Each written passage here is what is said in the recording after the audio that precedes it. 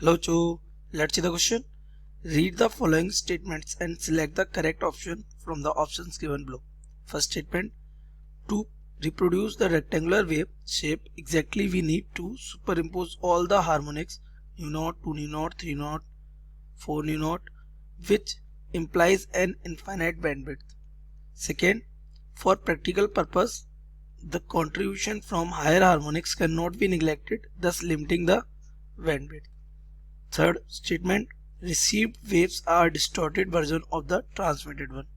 तो आपके ऑप्शंस दे रहे हैं, option A first and third, option B first and second, option C only third, option D all of these. So let's see the key concept of this question. The key concept of this question is that what is rectangular wave?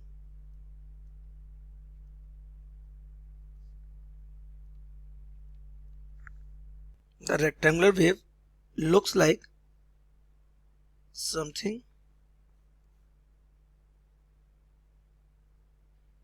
ये, यहाँ पे हम voltage और current ले सकते हैं और यहाँ हम क्या ले सकते हैं, टाइम. तो आपकी जो रेक्टेंगुलर टाइप वेव होती है वो इस टाइप की होती है, ये देन डाउन देन ये. अब ये वेव बनती कैसे है? तो to produce rectangular wave we need to superimpose all the harmonics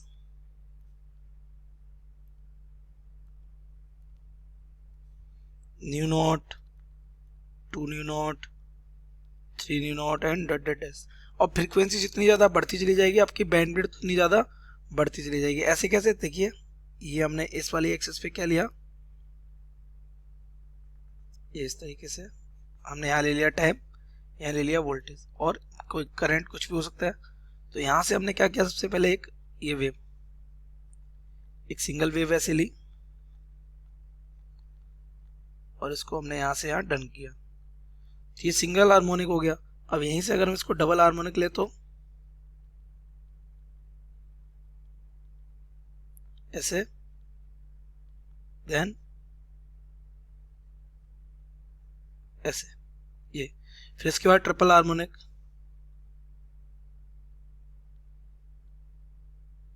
इस टाइप से. ओके, तो ऐसे करके आपकी क्या, जब सभी हार्मोनिक्स एक दूसरे पे सुपर इम्पोज हो जाती है तो यहाँ पे जो रिजल्टेंट वेव बनती है वो कैसी बनती है, ये ये ये रेक्टेंगुलर.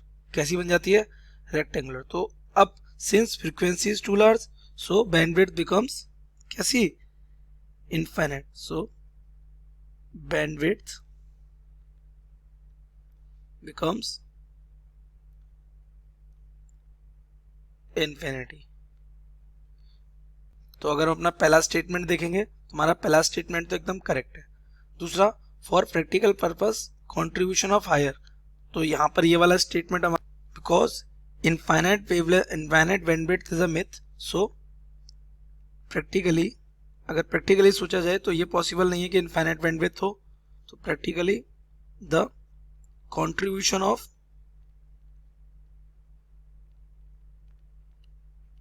हायर फ्रीक्वेंसीज, है ना, ताकि वेव इसकी जो बैंडविड्थ है वो इंफिनिटी ना हो. Higher harmonics are negligible which limits its bandwidth. वो उसकी बैंडविड्थ को क्या कर देता है, लिमिटेड कर देता है. ये तो इसकी बैंडविड्थ क्या हो गई, लिमिटेड हो गई. किससे? क्योंकि उनकी हायर फ्रीक्वेंसीज का कंट्रीब्यूशन उतना ज़्यादा नहीं है, क्योंकि आपको पता है फ्रीक्वेंसी इतनी ज़्यादा हायर, बैंडविड्थ उतनी ज़्यादा. अब लेकिन बैंडविड्थ के लिमिटेड होने से सिग्नल में क्या हो जाता है, डिस्टॉर्शन क्रिएट हो जाता है. क्या क्रिएट हो जाता है? But this creates distortion in received signal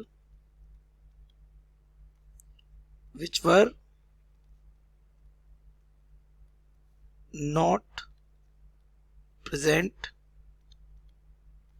in transmitted wave, यानी जो ट्रांसमिटेड वेव में जो डिस्टॉर्शन नहीं था वो आपकी रिसीव्ड वेव में आ जाता है। किसकी वजह से? इसकी वजह से।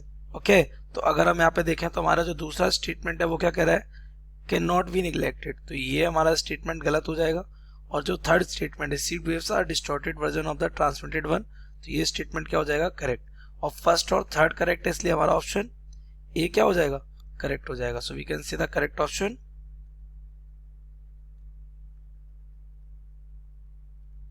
A. I hope you have understood it well. Best of luck.